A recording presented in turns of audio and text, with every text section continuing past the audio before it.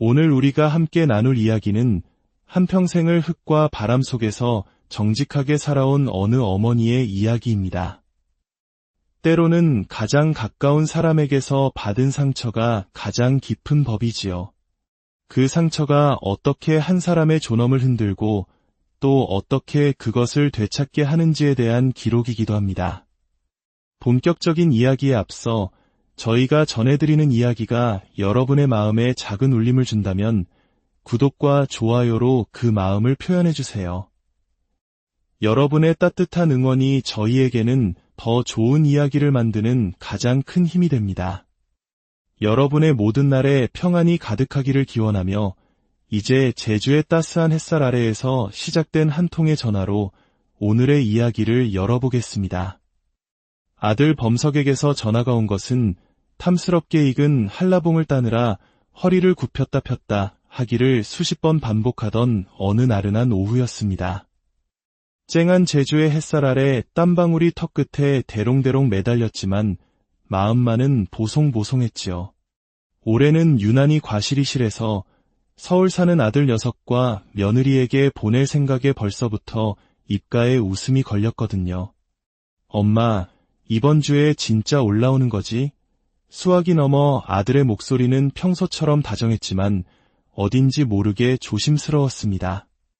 그 미세한 떨림을 제가 모를 리 없지요. 제 평생을 바쳐 키운 아들인데요. 그럼 간다고 했으면 가야지. 비행기 표도 다 끊어놨다.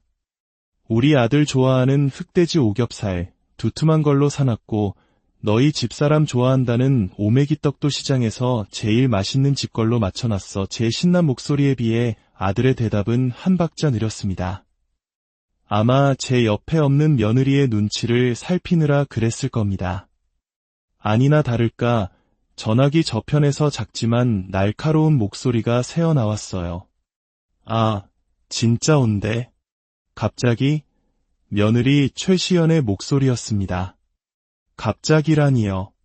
한 달 전부터 아들과 날짜를 조율했던 일인데요.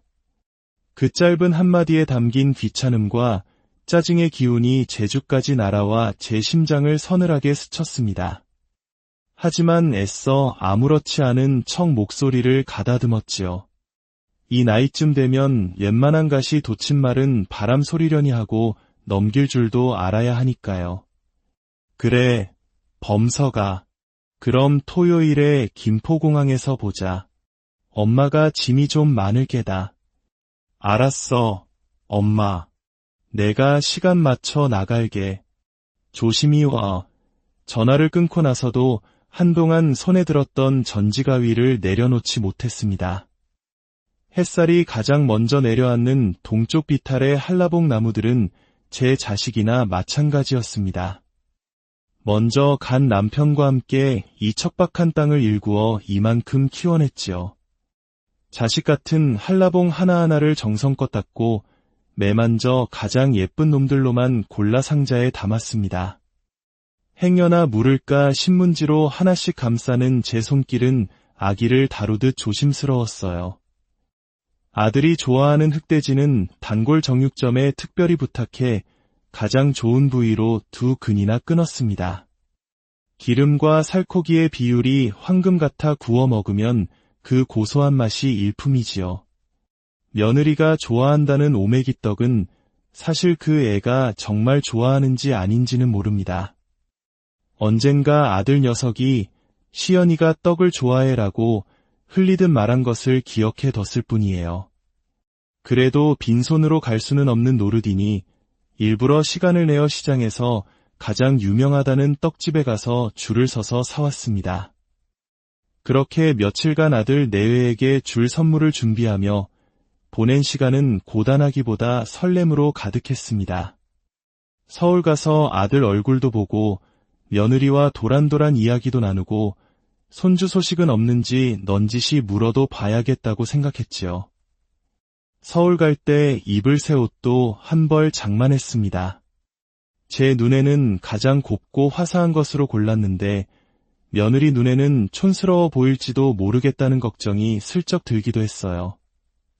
드디어 서울로 떠나는 날 새벽부터 일어나 짐을 몇 번이나 확인하고 또 확인했습니다. 커다란 여행 가방 2개가 꽉 찰 정도로 짐이 많았지만 그 무게만큼이나 제 마음도 묵직한 기대로 부풀어 올랐습니다. 비행기가 제주공항을 박차고 오르는 순간 창밖으로 보이는 푸른 바다와 한라산의 풍경을 보며 속으로 빌었습니다. 부디 이번 서울행이 즐겁고 행복한 기억만 남기고 돌아올 수 있기를요. 하지만 그런 제 기대는 김포공항에 발을 내딛는 순간부터 조금씩 금이 가기 시작했습니다. 약속 장소에 나온 것은 아들 범석 혼자였거든요. 두리번거리며 며느리를 찾는 제게 아들이 멋쩍게 웃으며 말했습니다. 엄마, 시연이는 갑자기 급한 일이 생겨서 못 나왔어. 많이 기다렸지? 또 급한 일. 그놈의 급한 일은 왜 하필 제가 서울에 도착하는 시간에 맞춰 생기는 걸까요? 섭섭한 마음이 목구멍까지 차올랐지만 먼 길을 달려온 아들 앞에서 굳이 티를 내고 싶지는 않았습니다. 괜찮다. 너라도 나와줬으면 됐지. 그나저나 우리 아들 얼굴이 반쪽이 됐네. 회사 일이 많이 힘드냐? 아니야, 괜찮아. 엄마, 짐 이리 줘. 엄청 무겁네. 아들은 제 손에서 여행 가방을 받아 들고는 주차장으로 향했습니다. 아들의 차는 처음 보는 하얀색 SUV였습니다. 차 안은 세차 냄새와 방향제 냄새가 뒤섞여 어색한 향을 풍기고 있었지요. 조수석에 앉아 안전벨트를 매는데 문득 아들의 지친 얼굴이 다시 눈에 들어왔습니다.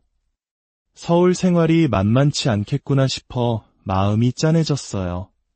차가 공항을 빠져나와 서울 시내로 접어들자 아들의 휴대폰이 쉴 새 없이 울리기 시작했습니다. 카카오톡. 경쾌한 알림음이 차 안의 정적을 계속해서 깨뜨렸습니다. 아들은 운전하는 내내 룸미러로 제 눈치를 살피며 신호에 걸릴 때마다 힐끔힐끔 휴대폰을 확인하고 무언가 답장을 보내느라 바빴습니다. 보지 않아도 누구에게서 온 연락인지 뻔했지요. 어머니 저녁은 드셨어요. 며느리가 보낸 문자일 겁니다. 아들은 제게 묻는 척하며 휴대폰 화면에 대고 말하고 있었어요. 아니, 아직. 이제 집에 거의 다 왔어. 아들의 대답이 끝나기 무섭게 다시 카카오톡 알림이 울렸습니다. 아들은 짧게 한숨을 쉬더니 다음 신호에 걸리자 또다시 휴대폰을 들고 무언가를 빠르게 입력했습니다. 그 모습을 보고 있자니 제가 아들에게 짐이 된 것만 같아 마음이 불편해졌습니다. 범서가 운전하는데 위험하게 자꾸 휴대폰 보지 마라. 아, 미안 엄마. 중요한 연락이라서 중요한 연락. 그게 과연 회사 일일까요? 아마도 어머니는 저녁 드셨는지 여쭤봤어? 손님방 이불은 제대로 깔았어? 집에 오기 전에 마트 들러서 탄산수 사오는 거 있지 않았지? 같은 시시콜콜한 지시들이겠지요. 아들은 아내의 원격 조종을 받으며 진땀을 빼고 있었습니다. 제 아들이지만 한심하고 안쓰러운 마음을 감출 수가 없었어요. 그렇게 어색한 침묵과 날카로운 알림음이 반복되는 차 안에서 1시간쯤 지났을까요? 드디어 아들이 사는 아파트 단지에 도착했습니다. 높게 솟은 아파트들은 서로 경쟁이라도 하듯 위용을 뽐내고 있었지만 제 눈에는 그저 차가운 시멘트 덩어리로 보일 뿐이었습니다. 엘리베이터를 타고 15층으로 올라가는 짧은 순간에도 아들의 휴대폰은 2번 더 울렸습니다. 띵 소리와 함께 문이 열리고 복도 끝에 있는 현관문 앞에 서자 안에서 인기척이 느껴졌습니다. 아들이 도어록 비밀번호를 누르자 문이 열리며 며느리 최시연이 모습을 드러냈습니다. 어머니, 오셨어요? 길이 많이 막혔나 봐요. 화사한 실내복을 차려입은 며느리는 방금 미용실에라도 다녀온 사람처럼 머리부터 발끝까지 완벽한 모습이었습니다. 하지만 그 목소리와 표정에서는 먼 길을 온 시어머니를 향한 반가움이나 살가움은 조금도 찾아볼 수 없었어요. 그저 치러야 할 행사를 앞둔 사람처럼 의무적인 미소를 띠고 있을 뿐이었죠. 그래, 아가, 잘 있었느냐? 너는 얼굴 보기가 참 힘들구나. 제가 가볍게 농담을 던지며 며느리의 손이라도 한번 잡아보려 했지만 그 아이는 제 말에 대꾸도 없이 몸을 돌려 거실로 향했습니다. 범석 씨, 짐은 이쪽 방으로 옮겨요. 어머니, 이쪽으로 들어오세요. 며느리가 손짓으로 가리킨 곳은 손님방이라고 불리는 공간이었습니다. 하지만 문을 열고 들어선 순간 저는 할 말을 잃었습니다. 그곳은 방이라기보다는 창고에 가까웠거든요. 한쪽 구석에는 언제 샀는지 모를 운동기구가 먼지를 뒤집어 쓴 채 서 있었고 다른 쪽 벽에는 미처 풀지 못한 택배 상자들이 탑처럼 쌓여 있었습니다. 침대 위에는 계절 지난 옷가지들이 아무렇게나 던져져 있었고요. 아이고, 방이 좀 어수선하죠? 제가 오늘 정리하려고 했는데 갑자기 일이 생겨서요. 며느리는 조금도 미안한 기색 없이 말했습니다. 저는 괜찮다는 말 대신 묵묵히 제 짐 가방을 방 한쪽에 내려놓았습니다. 제주에서부터 바리바리 싸들고 온 제 정성이 갈 곳을 잃고 창고 방구석에 처박히는 기분이었습니다. 어머니, 피곤하실 텐데 일단 저녁부터 드세요. 제가 간단하게 차렸어요. 며느리는 저와 아들을 식탁으로 이끌었습니다. 간단하게 차렸다는 말에 그래도 따뜻한 밥에 찌개 하나쯤은 있겠거니 생각했습니다. 하지만 식탁 위에 놓인 것을 보는 순간 제 머릿속이 하얗게 비는 것 같았습니다. 제 앞에 놓인 것은 밥그릇 하나와 작은 반찬 종지 하나가 전부였습니다. 그런데 그 밥이 이상했어요. 부엌 한쪽에는 김이 모락모락 나는 최신형 압력밥솥이 버젓이 놓여 있는데도 제 밥그릇에 담긴 밥은 같지은 밥이 아니었습니다. 가장자리는 누렇게 변색되어 딱딱하게 굳어 있었고 군데군데 밥알이 뭉쳐있는 것이 누가 봐도 찬밥을 전자레인지에 대충 데운 것이었습니다. 그리고 반찬은 더욱 가관이었지요. 달랑 김치 하나, 그것도 맛있게 잘 익은 붉은 부분이 아니라 배추의 가장 끝부분, 질기고 시퍼런 이파리만 남은 김치 꼬다리였습니다. 어릴 적 지독하게 가난했던 시절에도 저희 어머니는 손님상에는 절대 내놓지 않던 식구들 중에서도 아무도 먹지 않아 마지막에 버리곤 하던 바로 그 부분이었습니다. 저는 아무 말 없이 밥그릇과 김치 꼬다리가 담긴 종지를 번갈아 쳐다보았습니다. 비행기를 타고 오는 내내 아들 내외와 함께 따뜻한 저녁을 먹으며 도란도란 이야기를 나눌 생각에 부풀어 있던 제 기대가 산산조각 나는 소리가 들리는 듯했습니다. 어머니, 제가 오늘 너무 바빠서요. 있는 대로 차렸으니 대충 드세요. 며느리는 식탁 의자에 앉지도 않고 벽에 기댄 채 팔짱을 끼고 서서 말했습니다. 그 말투와 표정에는 시어머니에 대한 최소한의 예의나 존중이라고는 찾아볼 수 없었습니다. 있는 대로 차린 것이 아니라 일부러 이렇게 차린 것이라는 것을 제가 모를 줄 아는 걸까요? 이것은 무심함이나 실수가 아니었습니다. 이것은 명백한 무시이자 의도적인 모욕이었습니다. 저는 천천히 고개를 들어 며느리를 바라보았습니다. 그 아이는 제 시선을 피하지 않고 똑바로 저를 마주보더군요. 그 뻔뻔하고 당당한 태도에 화가 치밀기보다 오히려 헛웃음이 나왔습니다. 옆에 앉은 아들 녀석은 어쩔 줄을 모르고 제 눈치와 아내의 눈치를 번갈아 살피며 안절부절 못하고 있었습니다. 밥알이 목에 걸린 듯 얼굴이 시뻘개져서는 숟가락만 만지작거리고 있었죠. 저는 잠시 눈을 감았습니다. 제주도의 따스한 햇살, 정성껏 쌌던 한라봉의 상큼한 향기, 아들을 위해 샀던 흑돼지의 묵직함, 며느리를 생각하며 골랐던 오메기떡의 말랑함이 주마등처럼 스쳐 지나갔습니다. 그 모든 정성과 기대가 지금 제 눈앞에 놓인 이 차디찬 밥 한 덩이와 푸르딩딩한 김치 꼬다리 하나로 돌아온 것이었습니다. 그래, 알겠다. 아주 잘 알겠구나. 저는 속으로 그렇게 되뇌었습니다. 그리고 천천히 숟가락을 들었습니다. 분노도 서러움도 아니었습니다. 그 순간 제 마음을 채운 것은 차갑고도 선명한 어떤 결심이었습니다. 저는 며느리를 향해 희미하게 미소를 지어 보이며 딱딱하게 굳은 찬밥을 한 숟가락 떴습니다. 이 저녁 식사는 결코 잊지 못할 겁니다. 그리고 오늘 내가 받은 이 대접은 언젠가 반드시 조금의 오차도 없이 똑같이 돌려주게 될 겁니다. 아주 공평하게 말이지요. 찬밥과 김치 꼬다리로 받은 충격은 하룻밤이 지나도 시이 가라앉지 않았습니다. 창고방의 낯선 공기와 딱딱한 임시 침구 속에서 뜬 눈으로 밤을 새웠지요.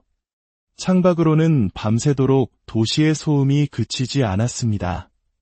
사이렌 소리, 자동차 경적 소리, 어디선가 들려오는 고함 소리까지. 파도 소리와 풀벌레 소리만이 유일한 자장가였던 제주에서의 밤이 아득하게 느껴졌습니다. 뜬 눈으로 밤을 새우고 나니 온몸이 솜에 물을 먹인 듯 무거웠지만 정신은 얼음물에 담갔다 뺀 것처럼 차갑고 명징했습니다. 어제의 그 저녁상은 분명한 선전포고였습니다. 그리고 저는 평생 누구의 싸움이든 피하며 살아온 사람이 아니었지요. 아침이 되자 며느리는 언제 그랬냐는 듯 상냥한 가면을 쓰고 제게 다가왔습니다. 어머니, 어제 피곤해서 푹 주무셨어요? 오늘 제가 이 집 구경 한번 제대로 시켜드릴게요. 그 아이는 제 팔을 이끌고 거실로 나갔습니다. 집 구경이라기보다는 자신의 취향과 재력을 과시하는 전람회에 저를 초대한 것이나 다름없었지요. 거실은 온통 흰색이었습니다. 흰색 벽, 흰색 소파, 흰색 타일 바닥까지. 잡지 화보에서나 보던 그 집은 사람이 사는 공간이라기보다는 모델하우스처럼 차갑고 비현실적인 느낌을 주었습니다. 저희 집은 보시다시피 물건이 별로 없어요. 어머니, 뭘 자꾸 들여놓고 쌓아두는 건 딱 질색이거든요. 그래야 집도 넓어 보이고 또 그래야 집값도 안 떨어져요. 며느리는 자랑스럽게 말하며 거실 한가운데에 섰습니다. 그 말은 제주도 제 집에 대한 노골적인 비판이었습니다. 제 집거실에는 남편과 함께 찍은 흑백 사진, 아들이 어릴 적 받아온 상장들, 여행지에서 사모은 작은 기념품들이 놓인 낡은 장식장이 있습니다. 그 아이의 눈에는 그 모든 것이 집값이나 떨어뜨리는 쌓아둔 물건에 불과한 것이겠지요. 제 삶의 역사가 담긴 흔적들을 한순간에 낡고 촌스러운 것으로 만들어버리는 제주가 참으로 놀라웠습니다. 어머니, 이 소파는 이탈리아에서 직수입한 거예요. 특수 패브릭이라 앉았을 때 느낌이 확실히 다르죠. 주방도 보여드릴게요. 독일제 커피 머신, 프랑스제 오븐, 요즘은 이렇게 다 안으로 집어넣는 게 유행이에요. 뭐 하나 밖으로 나와 있으면 지저분해 보이잖아요. 어머니 댁 주방은 양념통이며 그릇이며 나와 있는 게 너무 많더라고요. 그 말에 또 한 번 속에서 불이 일었습니다. 제 주방은 평생 가족의 삼시세끼를 책임져온 전쟁터이자 성전과도 같은 곳이었습니다. 손때 묻은 양념통과 달아빠진 나무 주걱, 이가 살짝 나간 그릇들에는 제 땀과 세월이 고스란히 배어 있었지요. 그걸 그저 지저분한 것으로 치부해버리는 며느리의 가벼움의 실소만 나왔습니다. 이 아이는 음식을 만드는 기쁨이나 누군가를 위해 정성껏 밥상을 차리는 마음을 평생 모르고 살겠구나 싶었습니다. 그러니 어제 제게 그런 밥상을 내어줄 수 있었겠지요. 구경이라는 이름의 과시회가 끝나고 저는 제주에서 가져온 선물들을 풀어놓았습니다. 이 어색하고 차가운 공기를 제 정성으로 조금이나마 덮여볼 수 있을까 하는 어리석은 기대 때문이었을 겁니다. 범서가, 이거 너 좋아하는 흑돼지 오겹살이다. 그리고 아가, 이건 오메기떡인데. 아들은 흑돼지를 보더니 얼굴에 화색이 돌았지만 그 기쁨은 잠시였습니다. 며느리가 질색하는 표정으로 말했습니다. 어머니, 이런 거 무겁게 여기까지 왜 들고 오셨어요? 요즘은 앱으로 주문만 하면 당일 새벽에도 다 배송이 와요. 그리고 이 고기 냉동실에 넣으면 다른 음식에 냄새 배는데 어떡하죠? 제 정성은 순식간에 처치곤란한 애물단지가 되어버렸습니다. 이번엔 한라봉 상자를 열었습니다. 이건 올해 처음 수확한 한라봉인데 맛이 아주 좋을 게다. 며느리는 한라봉 하나를 집어들고 이리저리 돌려보더니 제 눈을 똑바로 쳐다보며 물었습니다. 농약은 잘 치신 거죠? 어머니? 저희는 유기농 아니면 잘 안 먹어서요. 그 순간 제 머릿속에서 무언가가 툭 하고 끊어지는 것 같았습니다. 이것은 더 이상 단순한 무례함의 문제가 아니었습니다. 제 삶과 인격에 대한 모독이었지요.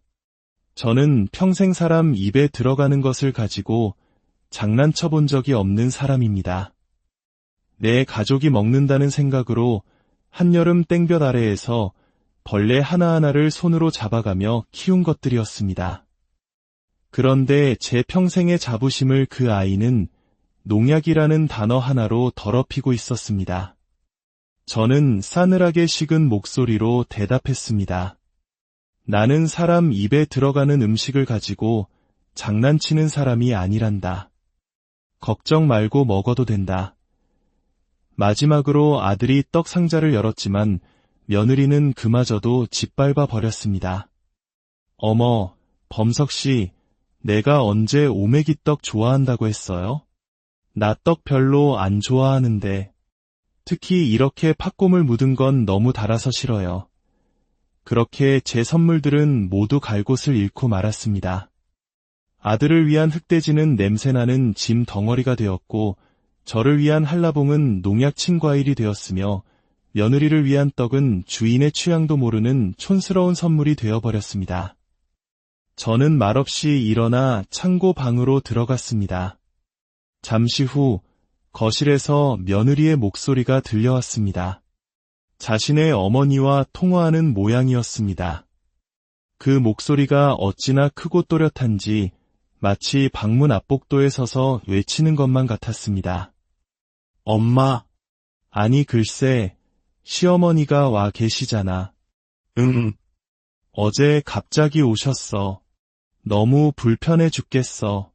언제 가실지도 모르겠고. 아니, 뭘 또 바리바리 싸오셨는데 촌스럽게 시커먼 돼지고기랑 귤 같은 거. 집이랑 어울리지도 않고 처리하기도 곤란해. 아우, 정말 피곤하다니까. 며칠만 참으면 가시겠지. 통화 내용은 한마디 한마디가 비수가 되어 제 가슴에 날아와 박혔습니다. 불편하다. 촌스럽다. 피곤하다. 그 아이에게 저는 그런 존재였습니다. 좋습니다. 내가 불편하고 촌스럽고 피곤한 존재라면 기꺼이 그렇게 되어주기로 했습니다. 그리고 내가 받은 이 모든 수모와 모욕은 이자를 쳐서 아주 비싼 이자를 쳐서 반드시 되돌려주리라 다시 한번 다짐했습니다. 조용히 그리고 차갑게 저는 복수의 칼날을 갈기 시작했습니다. 그 일이 있고 며칠 후 저는 며느리가 친구들과의 집들이 계획으로 머리를 싸매고 있는 것을 보고 평생의 연기력을 총동원하여 세상에서 가장 순하고 걱정스러운 시어머니의 얼굴을 하고 다가갔습니다. 아가, 혼자 준비하려면 많이 힘들지? 이 늙은 어미가 뭐 도울 거라도 없을까? 청소든 심부름이든 굳은 일이라도 시키면 내가 다 알게 제 비굴할 정도의 낮은 자세에 며느리의 의심은 이내 오만함으로 바뀌었습니다.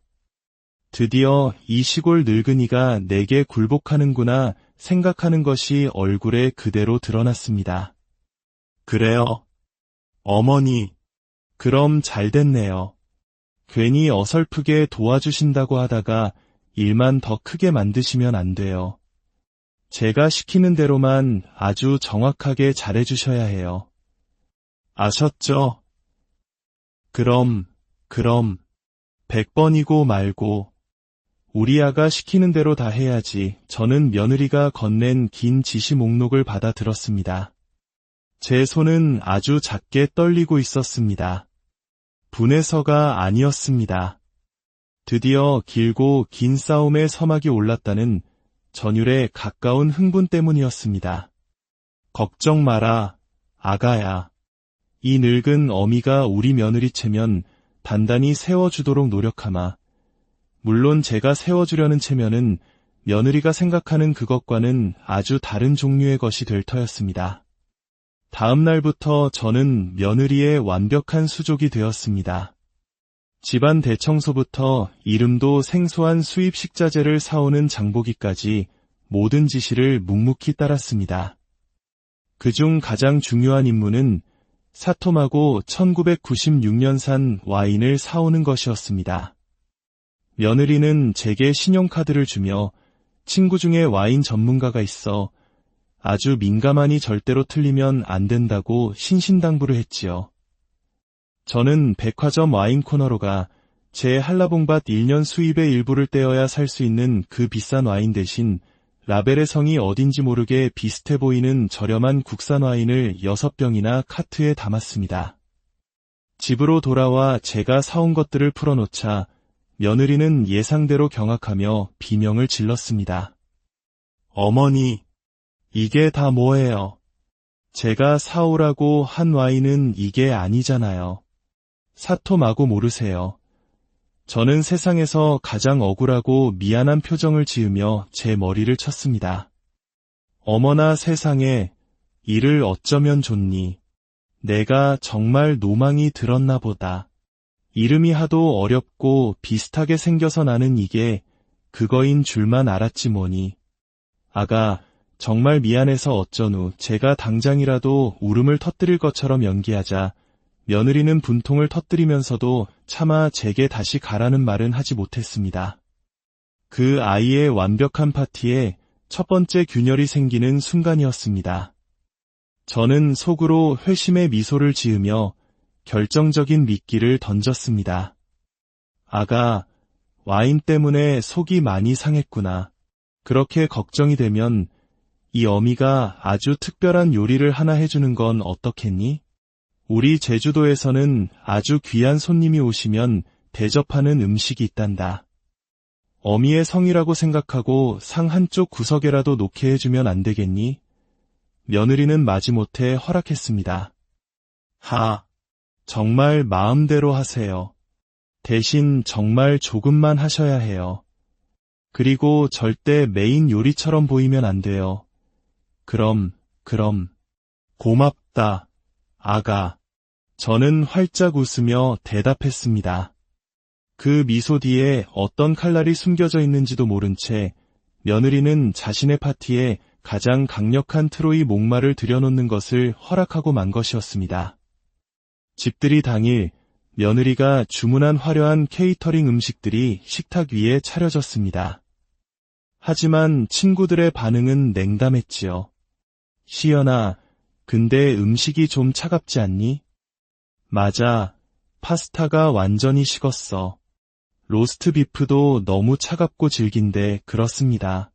제가 아침에 며느리 몰래 보온 기구들의 전원 플러그를 아무도 눈치채지 못할 만큼만 살짝 뽑아두었기 때문입니다. 수십만 원짜리 음식들은 모두의 접시 위에서 차갑고 맛없는 덩어리로 변해 있었습니다. 며느리가 안절부절 못하며 울상을 짓고 있는 바로 그 순간 제가 드디어 무대 위로 등장했습니다. 아이고, 죄송합니다. 귀한 손님 여러분. 저희 애가 아직 살림이 서툴러서 실수가 있었나 봅니다. 이 늙은 어미가 대신 사과드릴게요. 하지만 너무 걱정들 마세요. 혹시 이런 일이 있을까 싶어 제가 제주도에서부터 바리바리 싸들고 온 것으로 소박하게나마 음식을 좀 준비했답니다. 저는 주방으로 들어가 그날 새벽 제주에서 갓 잡아올린 싱싱한 돌돔과 해삼, 멍게, 전복으로 거대한 해산물 모둠회를 만들고 눈꽃처럼 마블링이 박힌 특상급 흑돼지로는 구수한 수육을 삶아냈습니다. 쟁반을 들고 거실로 나가는 순간 모든 사람의 입에서 탄성이 터져 나왔습니다. 우와! 이게 다 뭐예요? 어머니, 이걸 정말 직접 다 하신 거예요. 세상에, 이 돌돔 회 좀 봐. 횟집에서도 이렇게는 못 먹겠다. 손님들은 개 눈 감추듯 제 음식을 먹으며 감탄사를 연발했습니다. 시연아, 너희 어머님 요리 명인이셨네. 이런 어머님을 두고 왜 케이터링을 부른 거야? 모든 칭찬은 며느리가 아닌 제게로 쏟아졌습니다. 며느리는 자신의 파티 주인공 자리를 순식간에 제게 빼앗긴 채 분노와 수치심으로 붉게 물든 얼굴로 와인잔만 만지작거리고 있었지요. 그리고 마침내 제가 기다리던 결정적인 순간이 찾아왔습니다. 한 손님이 아쉬운 듯 말했습니다. 아, 정말 다 좋은데 여기에 잘 익은 김치 하나만 딱 있으면 완벽하겠다. 모든 시선이 며느리에게로 향했습니다. 며느리가 당황하며 우물쭈물하는 그 순간 제가 활짝 웃으며 나섰습니다. 어머나, 왜 없겠어요. 당연히 있지요. 잠깐만 기다리세요. 저는 주방으로 들어가 가장 아름다운 도자기 접시를 꺼냈습니다. 그리고 접시 한쪽에는 잘 익은 포기김치에 가장 맛있고 붉은 부분만 정갈하게 썰어 담았습니다. 그리고 다른 한쪽에는 통맨 밑바닥에 있던 시퍼렇고 질긴 이파리만 남은 김치꼬다리 하나를 조심스럽게 꺼내 올렸습니다. 제가 이 집에 온 첫날 며느리가 제게 내놓았던 바로 그것이었습니다. 저는 그 접시를 들고 곧장 사람들 한가운데 서 있는 며느리에게로 다가갔습니다. 그리고 모든 사람이 보고 들을 수 있도록 접시를 며느리의 눈앞에 들어 보이며 크고 명랑한 목소리로 말했습니다. 자, 여러분, 여기 아주 맛있는 김치가 왔습니다. 그리고는 붉은 김치 부분을 가리키며 말했지요. 이쪽은 오늘 와주신 귀한 손님들을 위한 김치입니다. 많이들 드세요. 손님들이 환호하며 김치를 집어갔습니다. 잠시 후 접시에는 푸르딩딩한 김치 꼬다리 하나만 덩그러니 남았습니다. 저는 그 접시를 며느리에게 한 걸음 더 가까이 내밀며 말했습니다. 그리고 아가야, 이 남은 김치 꼬다리는 이 집의 안주인인 우리 며느리를 위해 내가 특별히 남겨두었단다. 기억나니? 내가 서울에 온 첫날 내가 나를 위해 정성껏 차려주었던 저녁상에 바로 이 김치 꼬다리가 올라와 있었지. 그때 내가 나를 얼마나 아끼고 사랑하는지 그 마음을 내가 아주 절실히 느꼈단다. 그래서 이 귀한 음식은 다른 사람들은 맛볼 수 없지. 오직 너만이 먹을 자격이 있단다. 자, 어서 먹으렴. 내 친구들도 모두 지켜보고 있지 않니? 제 말이 끝나자 거실에는 숨막히는 정적이 흘렀습니다. 며느리의 얼굴은 하얗게 질리다 못해 파랗게 변해 있었습니다. 온몸을 사시나무처럼 떨며 저와 접시 위에 김치 꼬다리를 번갈아 쳐다볼 뿐 아무 말도 하지 못했습니다.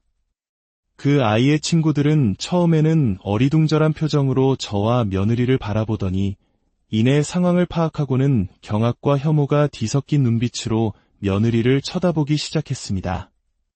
그들의 수군거림이 제 귀에 똑똑히 들려왔습니다. 세상에 시어머니한테 김치 꼬다리를 줬다고? 저렇게 요리도 잘하시는 분한테 정말 너무하다. 최시연, 며느리는 그 자리에서 그대로 얼어붙었습니다.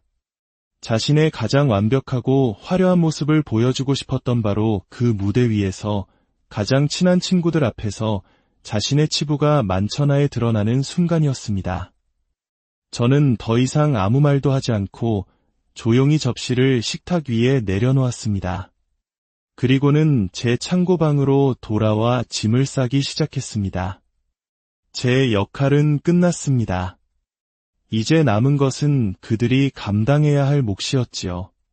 다음 날 아침, 저는 서울을 떠났습니다. 아들과 며느리는 퉁퉁 부은 눈으로 저를 배웅했지만 저는 아무 말 없이 차에 올랐습니다.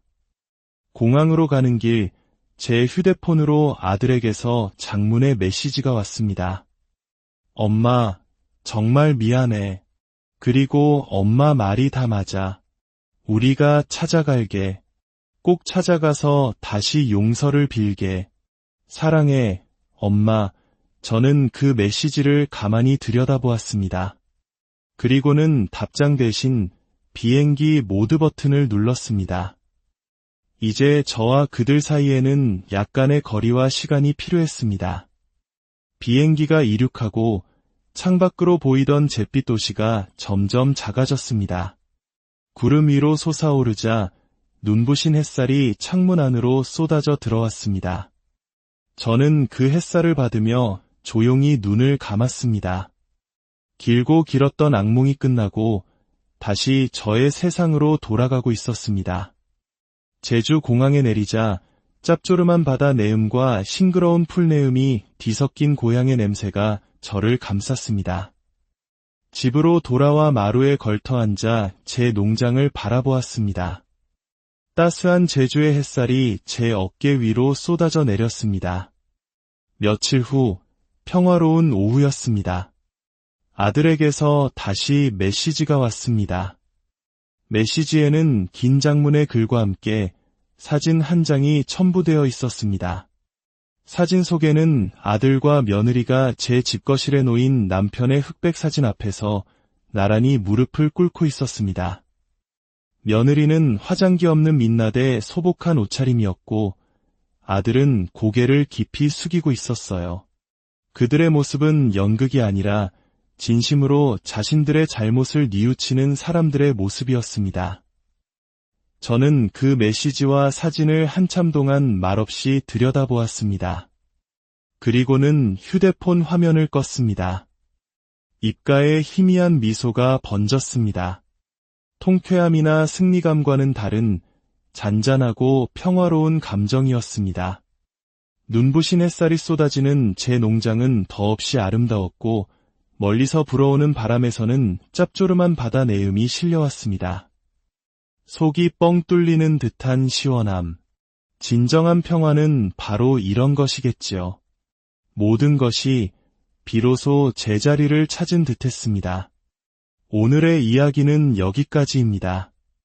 한 인간의 존엄성은 그 무엇으로도 훼손될 수 없으며 진정한 관계는 서로에 대한 존중에서 시작된다는 것을 다시 한번 생각하게 합니다.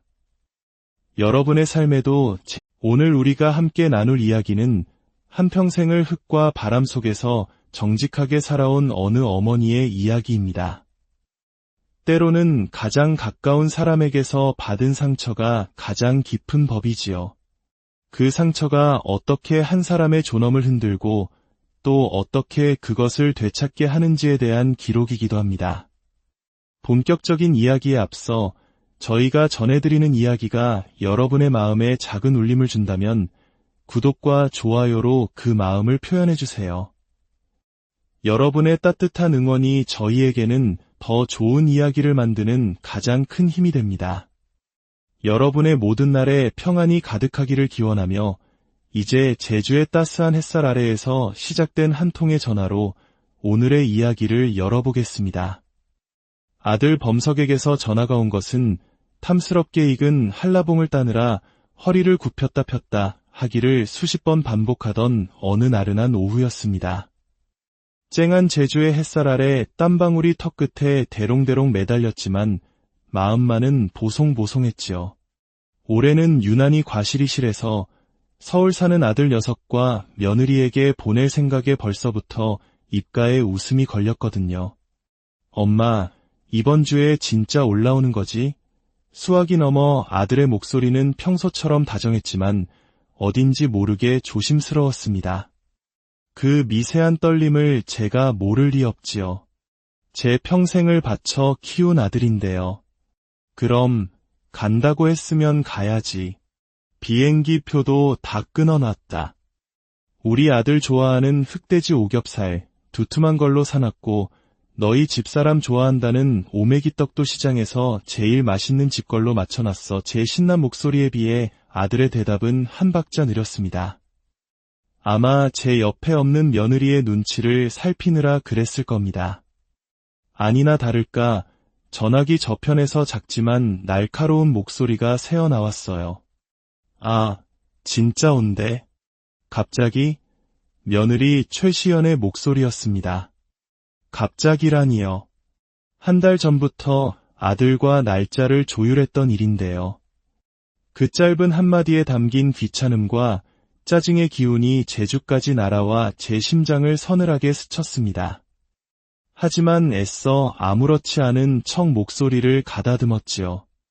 이 나이쯤 되면 웬만한 가시 돋친 말은 바람 소리려니 하고 넘길 줄도 알아야 하니까요. 그래, 범서가.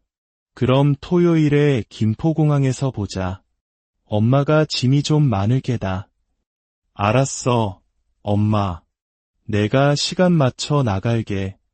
조심히 와. 전화를 끊고 나서도 한동안 손에 들었던 전지가위를 내려놓지 못했습니다. 햇살이 가장 먼저 내려앉는 동쪽 비탈의 한라봉 나무들은 제 자식이나 마찬가지였습니다. 먼저 간 남편과 함께 이 척박한 땅을 일구어 이만큼 키워냈지요. 자식 같은 한라봉 하나하나를 정성껏 닦고 매만져 가장 예쁜 놈들로만 골라 상자에 담았습니다. 행여나 물을까 신문지로 하나씩 감싸는 제 손길은 아기를 다루듯 조심스러웠어요. 아들이 좋아하는 흑돼지는 단골 정육점에 특별히 부탁해 가장 좋은 부위로 2근이나 끊었습니다. 기름과 살코기의 비율이 황금 같아 구워 먹으면 그 고소한 맛이 일품이지요. 며느리가 좋아한다는 오메기떡은 사실 그 애가 정말 좋아하는지 아닌지는 모릅니다. 언젠가 아들 녀석이 시연이가 떡을 좋아해라고 흘리듯 말한 것을 기억해 뒀을 뿐이에요. 그래도 빈손으로 갈 수는 없는 노릇이니 일부러 시간을 내어 시장에서 가장 유명하다는 떡집에 가서 줄을 서서 사왔습니다. 그렇게 며칠간 아들 내외에게 줄 선물을 준비하며 보낸 시간은 고단하기보다 설렘으로 가득했습니다.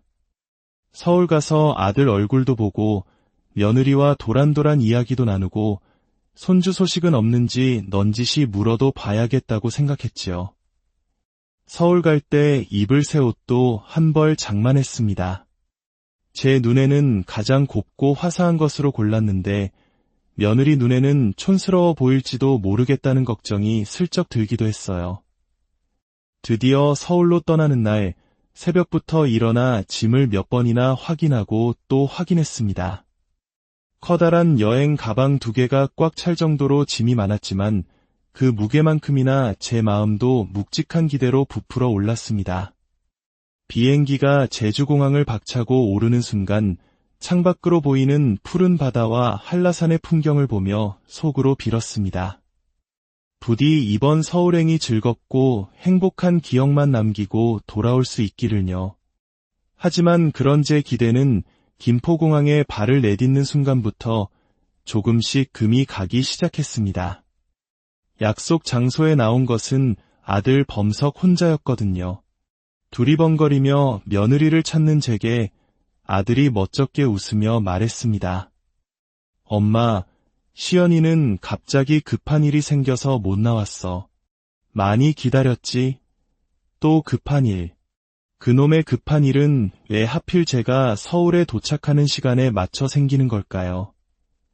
섭섭한 마음이 목구멍까지 차올랐지만 먼 길을 달려온 아들 앞에서 굳이 티를 내고 싶지는 않았습니다. 괜찮다. 너라도 나와줬으면 됐지. 그나저나 우리 아들 얼굴이 반쪽이 됐네. 회사 일이 많이 힘드냐? 아니야, 괜찮아. 엄마, 짐 이리 줘. 엄청 무겁네. 아들은 제 손에서 여행 가방을 받아 들고는 주차장으로 향했습니다. 아들의 차는 처음 보는 하얀색 SUV였습니다. 차 안은 세차 냄새와 방향제 냄새가 뒤섞여 어색한 향을 풍기고 있었지요. 조수석에 앉아 안전벨트를 매는데 문득 아들의 지친 얼굴이 다시 눈에 들어왔습니다. 서울 생활이 만만치 않겠구나 싶어 마음이 짠해졌어요. 차가 공항을 빠져나와 서울 시내로 접어들자 아들의 휴대폰이 쉴 새 없이 울리기 시작했습니다. 카카오톡, 카카오톡. 경쾌한 알림음이 차 안의 정적을 계속해서 깨뜨렸습니다. 아들은 운전하는 내내 룸미러로 제 눈치를 살피며 신호에 걸릴 때마다 힐끔힐끔 휴대폰을 확인하고 무언가 답장을 보내느라 바빴습니다. 보지 않아도 누구에게서 온 연락인지 뻔했지요. 어머니 저녁은 드셨어요. 며느리가 보낸 문자일 겁니다. 아들은 제게 묻는 척하며 휴대폰 화면에 대고 말하고 있었어요. 아니, 아직. 이제 집에 거의 다 왔어. 아들의 대답이 끝나기 무섭게 다시 카카오톡 알림이 울렸습니다. 아들은 짧게 한숨을 쉬더니 다음 신호에 걸리자 또다시 휴대폰을 들고 무언가를 빠르게 입력했습니다. 그 모습을 보고 있자니 제가 아들에게 짐이 된 것만 같아 마음이 불편해졌습니다. 범서가 운전하는데 위험하게 자꾸 휴대폰 보지 마라. 아, 미안 엄마. 중요한 연락이라서 중요한 연락. 그게 과연 회사 일일까요? 아마도 어머니는 저녁 드셨는지 여쭤봤어? 손님방 이불은 제대로 깔았어? 집에 오기 전에 마트 들러서 탄산수 사오는 거 있지 않았지? 같은 시시콜콜한 지시들이겠지요. 아들은 아내의 원격 조종을 받으며 진땀을 빼고 있었습니다. 제 아들이지만 한심하고 안쓰러운 마음을 감출 수가 없었어요. 그렇게 어색한 침묵과 날카로운 알림음이 반복되는 차 안에서 1시간쯤 지났을까요? 드디어 아들이 사는 아파트 단지에 도착했습니다. 높게 솟은 아파트들은 서로 경쟁이라도 하듯 위용을 뽐내고 있었지만 제 눈에는 그저 차가운 시멘트 덩어리로 보일 뿐이었습니다. 엘리베이터를 타고 15층으로 올라가는 짧은 순간에도 아들의 휴대폰은 두어 번 더 울렸습니다. 띵 소리와 함께 문이 열리고 복도 끝에 있는 현관문 앞에 서자 안에서 인기척이 느껴졌습니다. 아들이 도어록 비밀번호를 누르자 문이 열리며 며느리 최시연이 모습을 드러냈습니다. 어머니, 오셨어요? 길이 많이 막혔나 봐요. 화사한 실내복을 차려입은 며느리는 방금 미용실에라도 다녀온 사람처럼 머리부터 발끝까지 완벽한 모습이었습니다. 하지만 그 목소리와 표정에서는 먼 길을 온 시어머니를 향한 반가움이나 살가움은 조금도 찾아볼 수 없었어요. 그저 치러야 할 행사를 앞둔 사람처럼 의무적인 미소를 띠고 있을 뿐이었죠. 그래, 아가, 잘 있었느냐? 너는 얼굴 보기가 참 힘들구나. 제가 가볍게 농담을 던지며 며느리의 손이라도 한번 잡아보려 했지만 그 아이는 제 말에 대꾸도 없이 몸을 돌려 거실로 향했습니다. 범석 씨, 짐은 이쪽 방으로 옮겨요. 어머니, 이쪽으로 들어오세요. 며느리가 손짓으로 가리킨 곳은 손님방이라고 불리는 공간이었습니다. 하지만 문을 열고 들어선 순간 저는 할 말을 잃었습니다. 그곳은 방이라기보다는 창고에 가까웠거든요. 한쪽 구석에는 언제 샀는지 모를 운동기구가 먼지를 뒤집어 쓴 채 서 있었고 다른 쪽 벽에는 미처 풀지 못한 택배 상자들이 탑처럼 쌓여 있었습니다. 침대 위에는 계절 지난 옷가지들이 아무렇게나 던져져 있었고요. 아이고, 방이 좀 어수선하죠? 제가 오늘 정리하려고 했는데 갑자기 일이 생겨서요. 며느리는 조금도 미안한 기색 없이 말했습니다. 저는 괜찮다는 말 대신 묵묵히 제 짐 가방을 방 한쪽에 내려놓았습니다. 제주에서부터 바리바리 싸들고 온 제 정성이 갈 곳을 잃고 창고 방구석에 처박히는 기분이었습니다. 어머니, 피곤하실 텐데 일단 저녁부터 드세요. 제가 간단하게 차렸어요. 며느리는 저와 아들을 식탁으로 이끌었습니다. 간단하게 차렸다는 말에 그래도 따뜻한 밥에 찌개 하나쯤은 있겠거니 생각했습니다. 하지만 식탁 위에 놓인 것을 보는 순간 제 머릿속이 하얗게 비는 것 같았습니다. 제 앞에 놓인 것은 밥그릇 하나와 작은 반찬 종지 하나가 전부였습니다. 그런데 그 밥이 이상했어요. 부엌 한쪽에는 김이 모락모락 나는 최신형 압력밥솥이 버젓이 놓여 있는데도 제 밥그릇에 담긴 밥은 같지은 밥이 아니었습니다. 가장자리는 누렇게 변색되어 딱딱하게 굳어 있었고 군데군데 밥알이 뭉쳐있는 것이 누가 봐도 찬밥을 전자레인지에 대충 데운 것이었습니다. 그리고 반찬은 더욱 가관이었지요.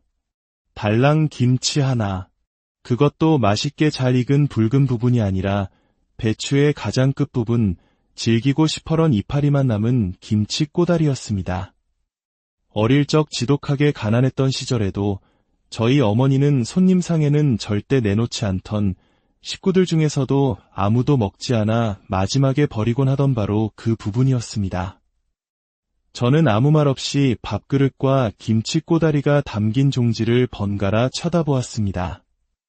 비행기를 타고 오는 내내 아들 내외와 함께 따뜻한 저녁을 먹으며 도란도란 이야기를 나눌 생각에 부풀어 있던 제 기대가 산산조각 나는 소리가 들리는 듯했습니다. 어머니, 제가 오늘 너무 바빠서요. 있는 대로 차렸으니 대충 드세요. 며느리는 식탁 의자에 앉지도 않고 벽에 기댄 채 팔짱을 끼고 서서 말했습니다. 그 말투와 표정에는 시어머니에 대한 최소한의 예의나 존중이라고는 찾아볼 수 없었습니다. 있는 대로 차린 것이 아니라 일부러 이렇게 차린 것이라는 것을 제가 모를 줄 아는 걸까요? 이것은 무심함이나 실수가 아니었습니다. 이것은 명백한 무시이자 의도적인 모욕이었습니다. 저는 천천히 고개를 들어 며느리를 바라보았습니다. 그 아이는 제 시선을 피하지 않고 똑바로 저를 마주보더군요. 그 뻔뻔하고 당당한 태도에 화가 치밀기보다 오히려 헛웃음이 나왔습니다. 옆에 앉은 아들 녀석은 어쩔 줄을 모르고 제 눈치와 아내의 눈치를 번갈아 살피며 안절부절 못하고 있었습니다. 밥알이 목에 걸린 듯 얼굴이 시뻘개져서는 숟가락만 만지작거리고 있었죠. 저는 잠시 눈을 감았습니다. 제주도의 따스한 햇살, 정성껏 쌌던 한라봉의 상큼한 향기, 아들을 위해 샀던 흑돼지의 묵직함, 며느리를 생각하며 골랐던 오메기떡의 말랑함이 주마등처럼 스쳐 지나갔습니다. 그 모든 정성과 기대가 지금 제 눈앞에 놓인 이 차디찬 밥 한 덩이와 푸르딩딩한 김치 꼬다리 하나로 돌아온 것이었습니다. 그래, 알겠다. 아주 잘 알겠구나. 저는 속으로 그렇게 되뇌었습니다. 그리고 천천히 숟가락을 들었습니다. 분노도 서러움도 아니었습니다. 그 순간 제 마음을 채운 것은 차갑고도 선명한 어떤 결심이었습니다. 저는 며느리를 향해 희미하게 미소를 지어 보이며 딱딱하게 굳은 찬밥을 한 숟가락 떴습니다. 이 저녁 식사는 결코 잊지 못할 겁니다. 그리고 오늘 내가 받은 이 대접은 언젠가 반드시 조금의 오차도 없이 똑같이 돌려주게 될 겁니다. 아주 공평하게 말이지요. 찬밥과 김치 꼬다리로 받은 충격은 하룻밤이 지나도 시이 가라앉지 않았습니다. 창고방의 낯선 공기와 딱딱한 임시 침구 속에서 뜬 눈으로 밤을 새웠지요. 창밖으로는 밤새도록 도시의 소음이 그치지 않았습니다. 사이렌 소리, 자동차 경적 소리, 어디선가 들려오는 고함 소리까지. 파도 소리와 풀벌레 소리만이 유일한 자장가였던 제주에서의 밤이 아득하게 느껴졌습니다. 뜬 눈으로 밤을 새우고 나니 온몸이 솜에 물을 먹인 듯 무거웠지만 정신은 얼음물에 담갔다 뺀 것처럼 차갑고 명징했습니다. 어제의 그 저녁상은 분명한 선전포고였습니다. 그리고 저는 평생 누구의 싸움이든 피하며 살아온 사람이 아니었지요. 아침이 되자 며느리는 언제 그랬냐는 듯 상냥한 가면을 쓰고 제게 다가왔습니다. 어머니, 어제 피곤해서 푹 주무셨어요? 오늘 제가 이 집 구경 한번 제대로 시켜드릴게요. 그 아이는 제 팔을 이끌고 거실로 나갔습니다. 집 구경이라기보다는 자신의 취향과 재력을 과시하는 전람회에 저를 초대한 것이나 다름없었지요. 거실은 온통 흰색이었습니다. 흰색 벽, 흰색 소파, 흰색 타일 바닥까지. 잡지 화보에서나 보던 그 집은 사람이 사는 공간이라기보다는 모델하우스처럼 차갑고 비현실적인 느낌을 주었습니다. 저희 집은 보시다시피 물건이 별로 없어요. 어머니, 뭘 자꾸 들여놓고 쌓아두는 건 딱 질색이거든요. 그래야 집도 넓어 보이고 또 그래야 집값도 안 떨어져요. 며느리는 자랑스럽게 말하며 거실 한가운데에 섰습니다. 그 말은 제주도 제 집에 대한 노골적인 비판이었습니다. 제 집거실에는 남편과 함께 찍은 흑백 사진, 아들이 어릴 적 받아온 상장들, 여행지에서 사모은 작은 기념품들이 놓인 낡은 장식장이 있습니다. 그 아이의 눈에는 그 모든 것이 집값이나 떨어뜨리는 쌓아둔 물건에 불과한 것이겠지요. 제 삶의 역사가 담긴 흔적들을 한순간에 낡고 촌스러운 것으로 만들어버리는 재주가 참으로 놀라웠습니다.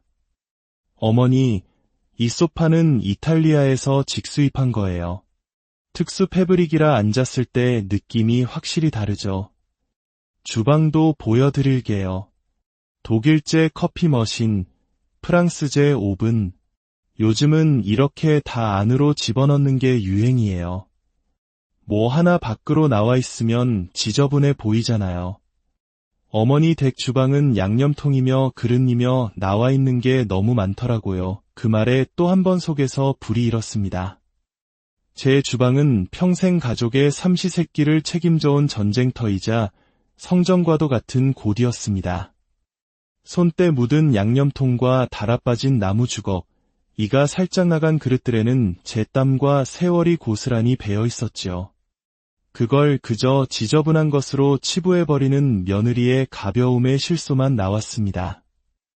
이 아이는 음식을 만드는 기쁨이나 누군가를 위해 정성껏 밥상을 차리는 마음을 평생 모르고 살겠구나 싶었습니다. 그러니 어제 제게 그런 밥상을 내어줄 수 있었겠지요.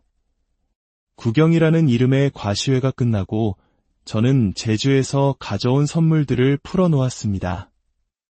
이 어색하고 차가운 공기를 제 정성으로 조금이나마 덮여볼 수 있을까 하는 어리석은 기대 때문이었을 겁니다. 범서가, 이거 너 좋아하는 흑돼지 오겹살이다. 그리고 아가, 이건 오메기떡인데. 아들은 흑돼지를 보더니 얼굴에 화색이 돌았지만 그 기쁨은 잠시였습니다. 며느리가 질색하는 표정으로 말했습니다. 어머니, 이런 거 무겁게 여기까지 왜 들고 오셨어요? 요즘은 앱으로 주문만 하면 당일 새벽에도 다 배송이 와요. 그리고 이 고기 냉동실에 넣으면 다른 음식에 냄새 배는데 어떡하죠? 제 정성은 순식간에 처치곤란한 애물단지가 되어버렸습니다. 이번엔 한라봉 상자를 열었습니다. 이건 올해 처음 수확한 한라봉인데 맛이 아주 좋을 게다. 며느리는 한라봉 하나를 집어들고 이리저리 돌려보더니 제 눈을 똑바로 쳐다보며 물었습니다. 농약은 잘 치신 거죠? 어머니? 저희는 유기농 아니면 잘 안 먹어서요. 그 순간 제 머릿속에서 무언가가 툭 하고 끊어지는 것 같았습니다. 이것은 더 이상 단순한 무례함의 문제가 아니었습니다. 제 삶과 인격에 대한 모독이었지요. 저는 평생 사람 입에 들어가는 것을 가지고 장난쳐 본 적이 없는 사람입니다. 내 가족이 먹는다는 생각으로 한여름 땡볕 아래에서 벌레 하나하나를 손으로 잡아가며 키운 것들이었습니다. 그런데 제 평생의 자부심을 그 아이는 농약이라는 단어 하나로 더럽히고 있었습니다. 저는 싸늘하게 식은 목소리로 대답했습니다. 나는 사람 입에 들어가는 음식을 가지고 장난치는 사람이 아니란다. 걱정 말고 먹어도 된다. 마지막으로 아들이 떡 상자를 열었지만 며느리는 그마저도 짓밟아 버렸습니다.